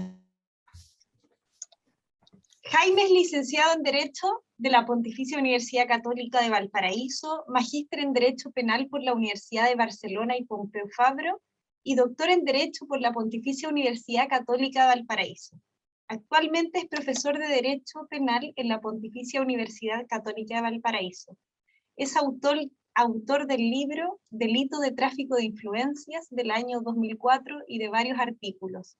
Presentará Mirenchu Porcoy el sello e influencia de su obra en la doctrina penal iberoamericana. Adelante. Muchas gracias, Francisca, por la presentación. Al igual que quienes me precedieron en el uso de la palabra, quiero agradecer al profesor Alejandro Vergara por esta invitación que me extendió. Suscribo plenamente lo que dijo el profesor Carlos Kinsmiller, en el sentido de que no puede haber algo más honroso para un académico que realizar una presentación respecto de su maestro, o en mi caso, de su maestra. Además que en mi caso, con Mirenchu Porcoy no solamente me une un vínculo académico que se extiende desde la época en que cursé el magíster de Derecho Penal y Ciencias Penales de la Universidad de Barcelona y Pompeu Fabra, sino que también fue directora de mi tesis doctoral y somos, yo diría, muy buenos amigos además. Tenemos una relación de amistad que se ha extendido a lo largo de los años. Bueno, yo decidí titular mi presentación respecto de ella, el sello y la influencia de su obra en la doctrina penal iberoamericana, porque en realidad a mí me gustaría resaltar, y lo voy a hacer a través de su división en lo que yo llamaría 7 ejes, la obra de Mirenchu, y el sello, digamos. ¿Por qué el sello? Porque esto tiene que ver, bueno, en primer lugar, a mi juicio, con su rol indiscutible y su influencia en la inclusión femenina en el derecho penal, los vínculos internacionales que ella tiene, en especial, ¿cierto?, con este sector del mundo, con Sudamérica, la relación que tiene con sus discípulos, el rol de Mirenchu como investigadora, su productividad científica, el valor que para ella tiene el trabajo en equipo y la promoción académica de jóvenes penalistas, y además su obra fuera de la academia. Sé que cuento con muy poco tiempo, voy a tratar de hacer una síntesis de todos estos puntos que pretendo abordar. Bueno, tal como señaló Joaquín, Mirenchu se licenció en Derecho en la Universidad de Barcelona en junio del año 1982, obteniendo el título de doctora en Derecho el 30 de junio de 1988 con la calificación cum laude. Fue nombrada profesora titular de universidad en noviembre de 1989, catedrática de universidad por la Universidad Pública de Navarra el 23 de noviembre de 1998 y finalmente por la Universidad de Barcelona el 7 de febrero de 2006. Y aquí está lo que mencionaba respecto de la inclusión femenina, siendo una de las primeras mujeres catedráticas en Derecho Penal de España, una disciplina tradicionalmente copada por hombres. Además fue la segunda mujer catedrática del Estado en obtener los 5 sexenios necesarios para poder formar parte de tribunales de cátedra, poniendo en valor el papel de la mujer en el mundo universitario. No es baladí esta mención, dada la dificultad histórica de la mujer en acceder a cargos de relevancia, no solo en universidades españolas, sino también en todos los ámbitos relacionados con el derecho que han sido tradicionalmente monopolizados por hombres. En cuanto a su actividad docente, cuenta con 7 sexenios estatales de docencia, dada su actividad ininterrumpida desde el año 1983, así como 5 méritos autonómicos de docencia y 5 tramos estatales de investigación, tal y como consta de la historia profesional de la universidad en donde trabaja actualmente la Universidad de Barcelona.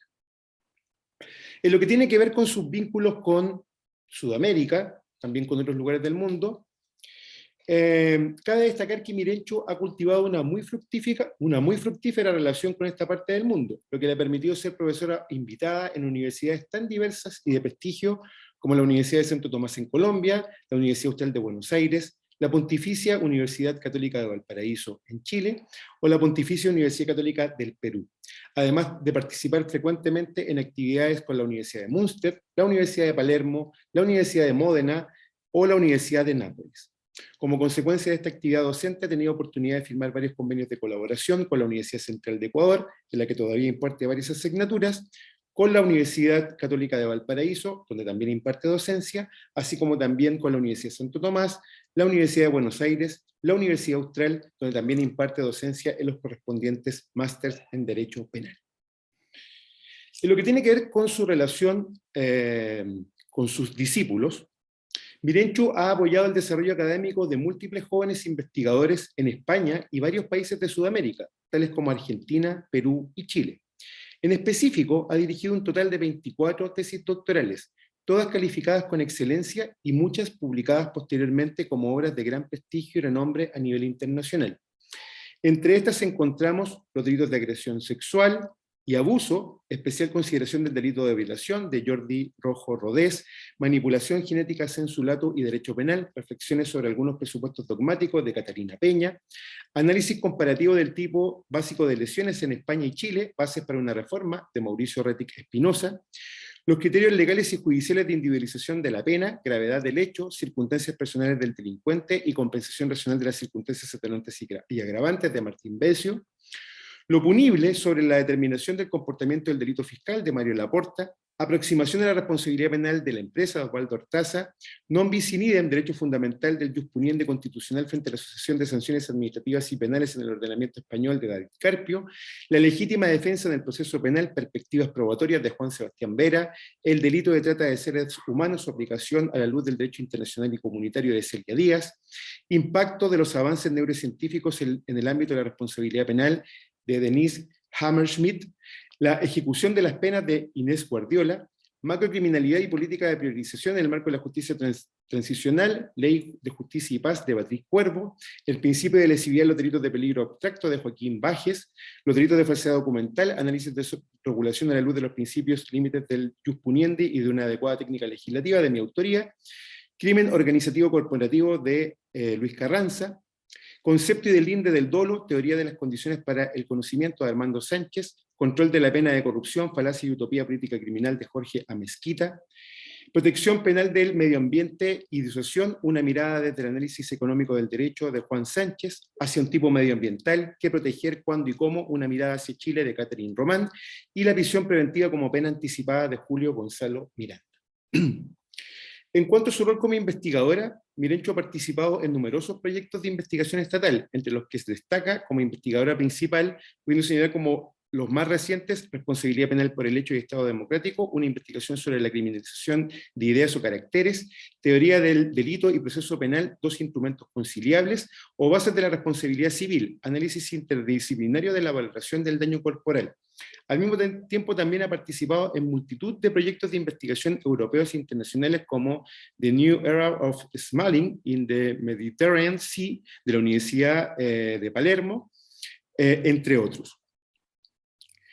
Asimismo, se debe resaltar su labor como miembro del Observatorio de Bioética y de Derecho de la Universidad de Barcelona, donde ha tenido la oportunidad de tratar temas muy diversos y de indudable trascendencia social y legislativa.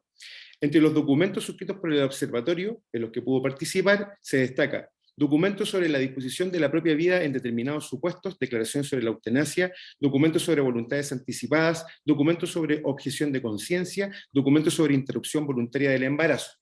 Cabe destacar que es miembro activa del Grupo de Estudios de Política Criminal y fue presidenta de su junta directiva. Asimismo, fue nombrada vocal permanente de la sección cuarta de Derecho Penal de la Comisión General de Codificación por orden del Ministerio de Justicia el 17 de mayo de 2018, habiendo contribuido con aportaciones muy significativas en dicha área también. En cuanto a su productividad científica, yo destacaría, como lo hizo también Joaquín, las siguientes publicaciones. El delito imprudente, criterio de imputación del resultado, que corresponde a su tesis doctoral y que luego ha tenido una amplia repercusión y acogida tanto a nivel español como internacional, hasta el punto de ser reeditada en el prestigioso colectivo de maestros del derecho penal de la editorial PDF. Esta obra, y esta ya es una opinión mía, tiene muchísimos méritos, entre los que puedo destacar el muy completo análisis sobre la evolución del injusto imprudente, la clarísima delimitación de los elementos del injusto a partir de la distinción entre norma de cuidado, deber de cuidado y reglas técnicas, el establecimiento de un contenido positivo a la fase subjetiva del injusto imprudente, que tradicionalmente es solo asociado con la ausencia de dolo. Mirenchuk busca darle un contenido positivo a partir de la idea de cognoscibilidad del riesgo, que es una idea que luego se ha desarrollado también por otros autores.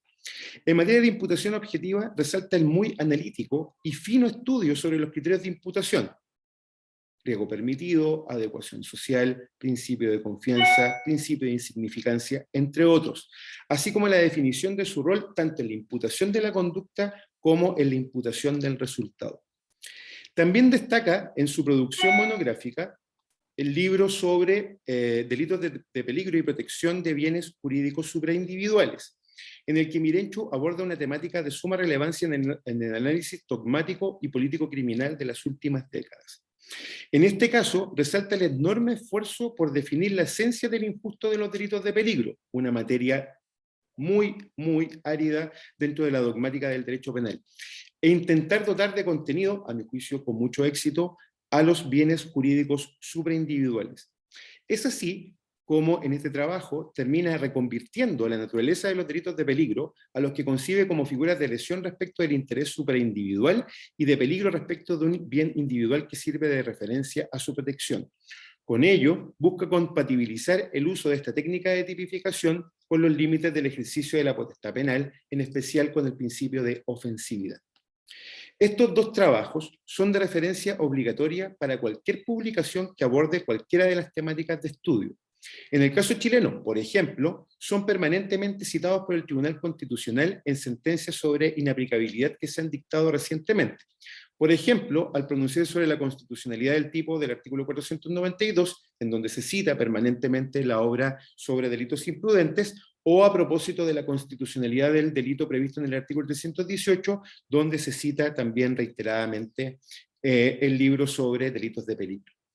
Asimismo, destacan una gran cantidad de monografías de alto impacto en temas muy diversos, como casos de la jurisprudencia penal con comentarios doctrinales, nuevas formas de delincuencia y reinterpretación de los tipos penales clásicos, problemas criminológicos en las sociedades complejas, derecho penal de la empresa, la política criminal en Europa, política criminal y reforma penal, seguridad vial y derecho penal, análisis de la Ley Orgánica 15 de 2007, que modifica el Código Penal en materia de seguridad vial, protección penal de los derechos de los trabajadores, seguridad en el trabajo, tráfico ilegal de personas e inmigración clandestina, protección penal de la libertad de expresión e información, una interpretación constitucional, garantías constitucionales y derecho penal europeo, Constitución y Sistema Penal o Fraude a Consumidores en Derecho Penal, Fundamento y talleres de Leading Case.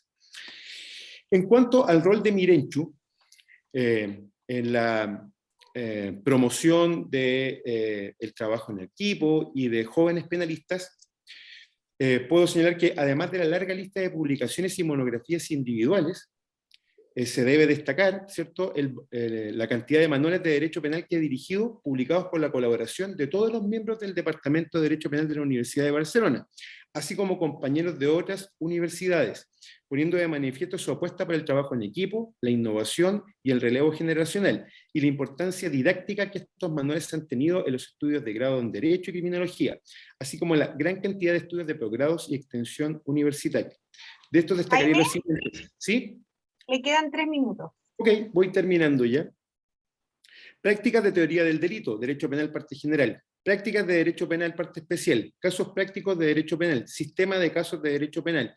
Parte general con soluciones. Manual práctico de derecho penal parte especial. Derecho penal de la empresa. Manual de derecho penal parte especial. Doctrina y jurisprudencia con casos solucionados. Tomos 1 y 2. Y muy especialmente por su relevancia nacional durante los últimos años, relevancia en España, los comentarios al Código Penal. En cuanto a su influencia fuera de la academia, también fue expuesto por Joaquín. Mirenchu fue magistrada suplente o adscrita de la Audiencia Provincial de Barcelona desde 1996 hasta 2007, poniendo en valor el importante vínculo que debe existir entre la universidad y la Administración de Justicia, así como generando gran relevo para otros docentes de la facultad en su acceso a la judicatura. En este contexto de estrecha colaboración con la Administración de Justicia, desarrolló diversas publicaciones en la Revista de Tribunales Superiores de Justicia y Audiencias Provinciales, y en cuadernos de Derecho Judicial del Consejo General del Poder Judicial, tales como Delincuencia Imprudente y Código Penal de 1988, El Tratamiento del Secreto y el Derecho a la Intimidad del Menor, Eficacia del Consentimiento, Delitos contra la Integridad Física y contra la Libertad, Lesiones, Amenazas y Coacciones, Protección Penal de los Accidentes Laborales, Delitos laborales, ámbito y eficacia de la protección penal de los derechos de la seguridad de los trabajadores, delitos contra la salud de los consumidores, la evaluación del riesgo y del impacto del delito ecológico, aspectos jurídicos y forenses, o homicidio y lesiones imprudentes cometidos con vehículos a motor o ciclomotor. Finalmente, ha firmado convenios de colaboración para la transferencia de conocimiento con la Fundación Bosch y Gimpera de 2013 a 2016, apostando por la relevancia que la Universidad de Barcelona debe tener en la sociedad, en el impacto del conocimiento que se desarrolla y la necesidad de que este conocimiento llegue a la sociedad. Muchas gracias. Muchas gracias, Jaime. Finalizamos con las exposiciones y aprovecho la oportunidad de agradecerle a Mirenchu. No sé si puede prender su cámara.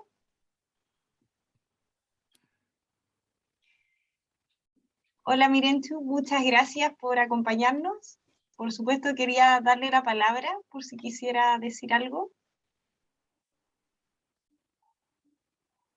Tiene el micrófono apagado. Sí, no, solo estoy avergonzada de estar aquí junto a estos penalistas que se han nombrado, supongo que en parte es por ser mujer, pero bueno, en todo caso agradezco la idea que ha tenido pues, el profesor Alejandro Vergara y bueno, la elección de Jaime Vera para que haga la ponencia, pues bueno, me ayuda mucho, ¿no? Porque como él lo ha dicho ya, no es solo discípulo, sino que es amigo, fue alumno mío de máster en el año 2002, o sea que llevamos este año, el año que empieza serán ya 20 años.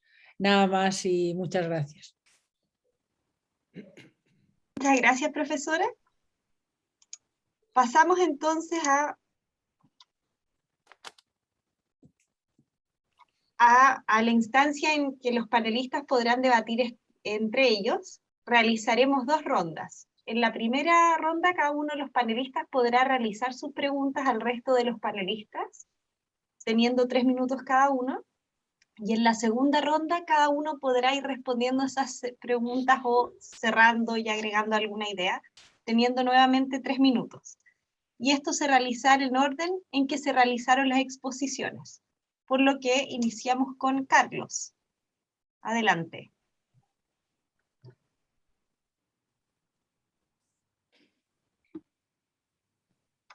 Tiene apagado el micrófono. Ahí está. Dígame. Carlos, Sí. 3 minutos para preguntar o agregar algo. No, yo simplemente quisiera agregar que todas las exposiciones que he escuchado, excluyendo naturalmente la mía, ¿no?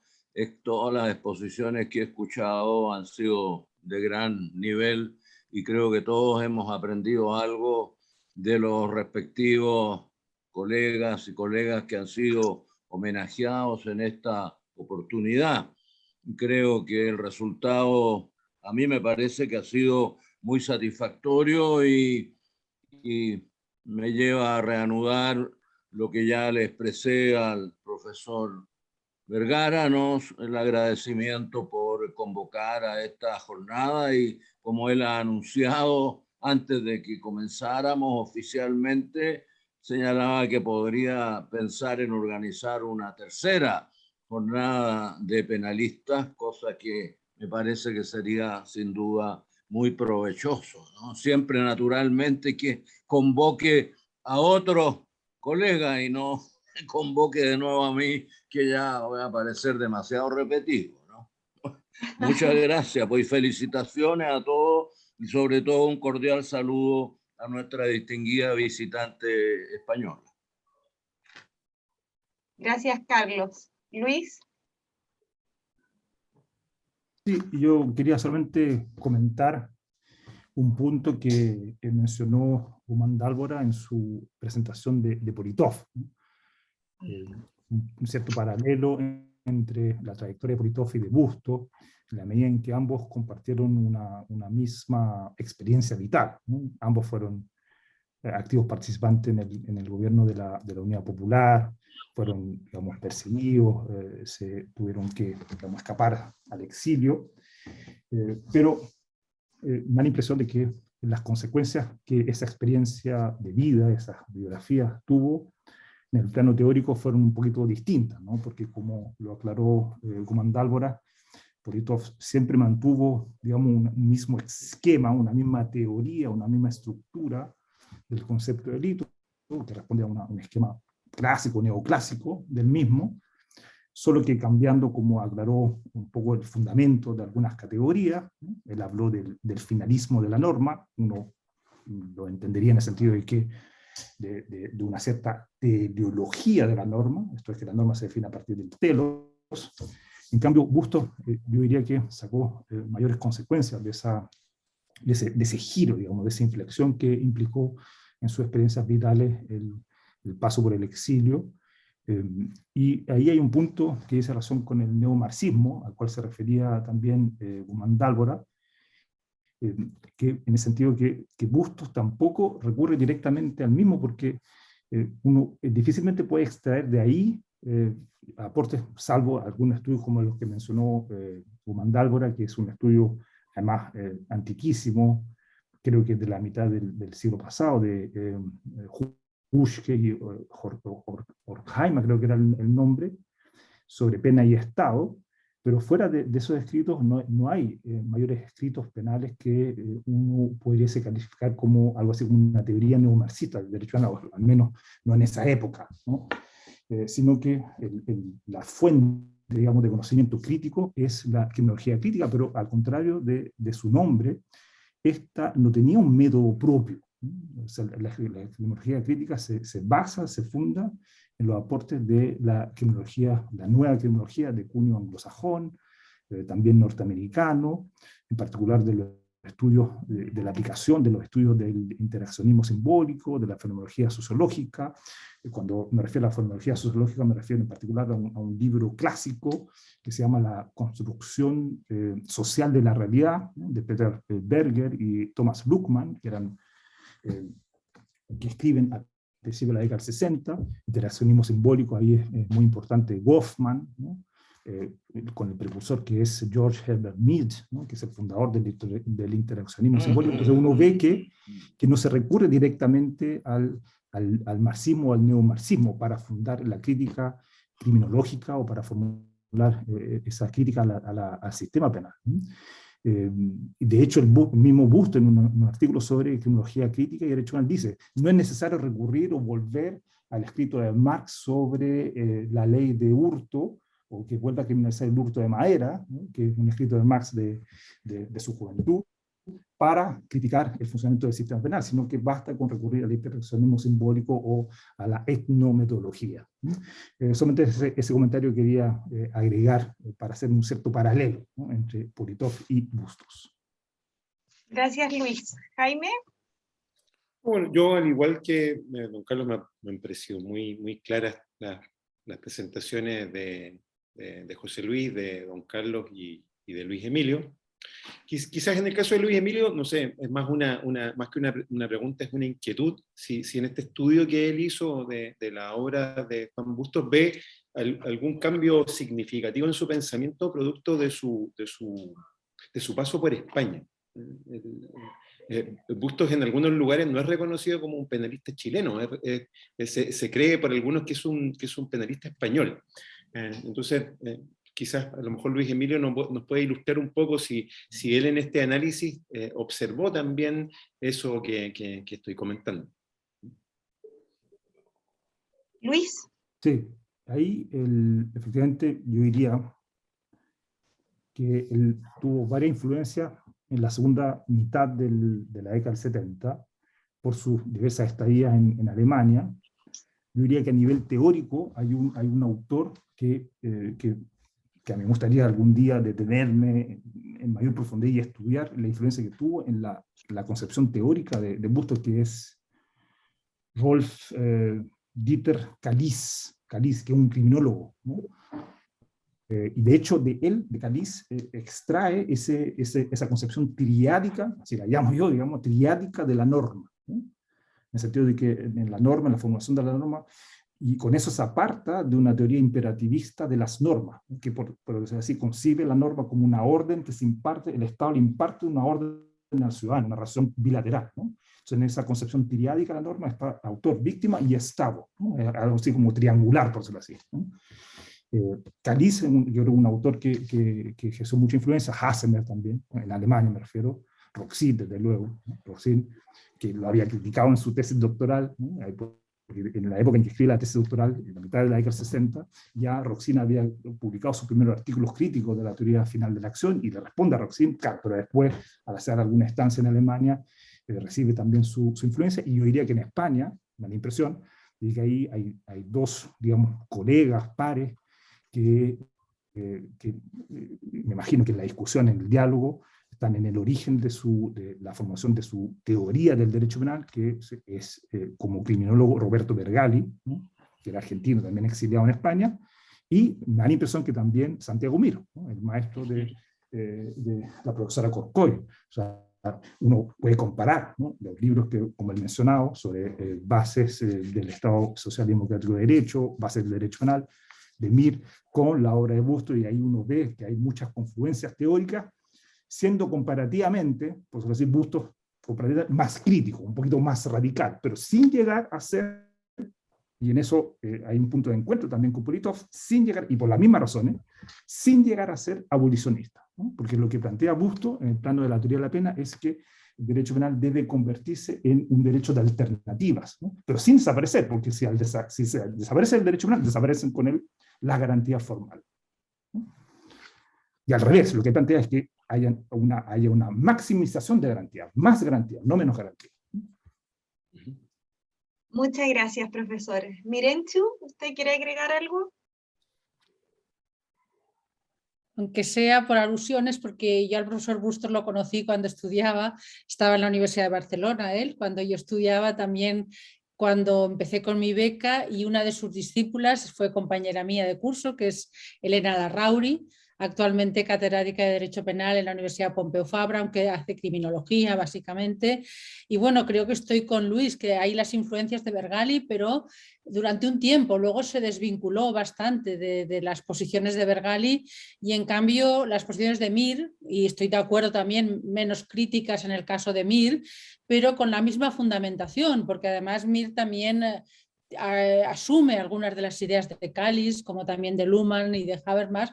Por eso tienen muchas conexiones, porque bueno, yo desde luego para mí, si quise estar con Mir y fue discípula de Mir, fue sobre todo por las bases del derecho penal y la función y límites del derecho penal, ¿no? La introducción de las garantías y los límites y principios en el derecho penal, y creo que ahí coinciden también con Bustos, y personalmente eran amigos.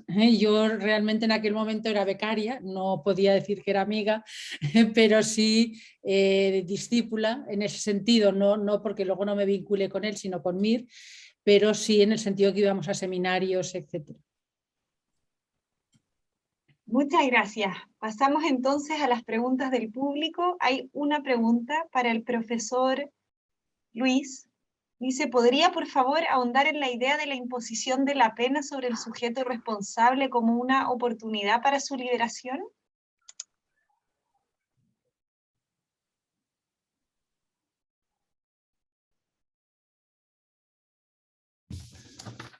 Sí.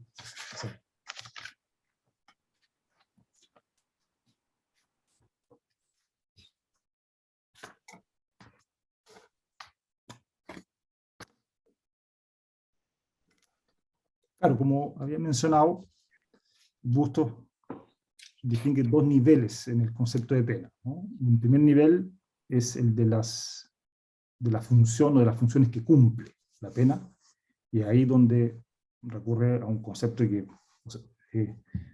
un juicio muy esclarecedor, ¿no?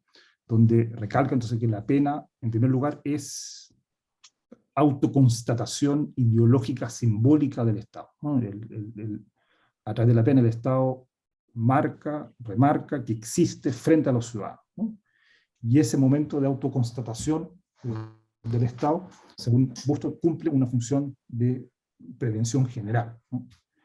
Y el segundo nivel, efectivamente, y yo diría también nuevamente en comparación con Politov, porque Bustos también estaba siempre atento al plano concreto, a las consecuencias prácticas de los planteamientos teóricos. Entonces, no podía perder de vista de que la pena no es un mero ejercicio de autoconstatación simbólica, ¿no? Sino que también se traduce en su imposición en una persona, entre comillas, de carne y hueso, ¿no? Como es el individuo que vive en sociedad, como dice, ¿no? El hombre, claro, por la época habla del hombre, ¿no? El hombre no es entonces un simple sujeto de la razón social, ¿no? El hombre dice, fíjense, el hombre responde entonces por su comportamiento. Fíjense, ahí hay unas notas de antropología filosófica, por la conciencia de él. Ese es fundamento y límite de la reacción social que se ejerza sobre él. Pero esa conciencia está dada socialmente, por eso también responde la sociedad toda, ¿no? Entonces, en ese sentido, claro, y por eso yo había mencionado que el momento de la finalidad de la imposición de la pena, él dice que tiene que contribuir a una mayor liberación del sujeto. Bien paradójico que la pena, en particular la pena privativa de libertad, puede al mismo tiempo contribuir o significar una mayor liberación del sujeto. Pero la forma en que podía efectivamente lograrse esa finalidad, según Bustos, era, paradójicamente, dejar de ser pena. O sea, el derecho penal, por eso, tenía que tenía que tener una tendencia, por eso, inmanente a dejar de ser derecho penal, ¿no? Y convertirse en un derecho de alternativa, esto es, que le ofrezca medidas o respuestas alternativas de solución del conflicto diferente, perdón, de la pena privativa de libertad. Entonces, en ese sentido, paradójicamente podía efectivamente lograr esa finalidad en la imposición de la pena, de contribuir a una mayor liberación del individuo concreto al cual ésta se aplica, se impone. Gracias, profesora. Para ir cerrando, ¿alguien quisiera agregar algo más?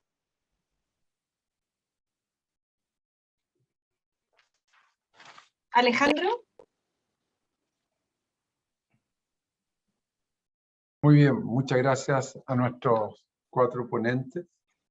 En verdad, uno ausente ahora. Y en especial a nuestra jurista aquí presente de manera remota, Irene Chukurkoy. En pocas oportunidades tenemos la posibilidad de ver también a la jurista que estamos destacando por su obra, por sus aportes a una disciplina en especial. Estamos muy contentos de que esta segunda visita al derecho penal haya coincidido entonces con la posibilidad de recordar a 3 juristas chilenos y a una jurista española de esta tan importante disciplina. Les doy nuevamente las gracias por haber estado en nuestro ciclo, en este encuentro del derecho penal, y esperamos encontrarnos pronto en otro sobre la misma disciplina. Así entonces Gracias. damos... Sí, Carlos quiere decir algo por eso. No, muchas gracias, muchas gracias. Muy bien. Lo mismo Nosotros digo, muchas gracias por la invitación. Nosotros estamos agradecidos. Puedes terminar, Francisca. Así entonces damos por finalizado este encuentro número 28 dedicado a Penalistas 2. Agradecemos a los exponentes, a los ayudantes y a la amplia concurrencia de participantes. Comenzando en agosto del año pasado y efectuando 2 encuentros mensuales, se han efectuado ya varias instancias que se irán materializando en un libro cuyo primer tomo ya está por salir. Los invitamos a seguir acompañándonos. El 2 de diciembre tendremos Derecho Internacional Público, Grocio, Brownlee, Higgins y Orrego, y contaremos con Hernán Salinas, Jimena Fuentes, Claudio Troncoso y María Angélica Benavides. Y el 7 de diciembre tendremos el encuentro número 30, dedicado a juristas del derecho indígena, Yeches, Clavero y Anaya, y contaremos con Armando Guevara, Manuel Núñez y Sebastián Donoso. Esperamos que puedan continuar participando para releer a los juristas. Afortunadamente el ciclo ya ha alcanzado a más de 26.000 personas. Tengan ustedes muy buenas tardes. Gracias. Hasta Luego. luego. Muchas gracias. Gracias. Chao, chao. Adiós. Buenas noches. Buenas noches por acá. Sí, Chao, pues, buenas sí. noches. A descansar de España y Alemania. Chao, chao.